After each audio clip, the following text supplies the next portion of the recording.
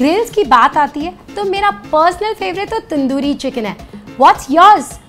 No problem, मैं अपनी recipe जो मेरी पर्सनल फेवरेट है आप ही के साथ शेयर करती हूँ। तो चलिए ग्रिलिंग करते हैं, बनाते हैं tandoori chicken, the most universal favourite dish.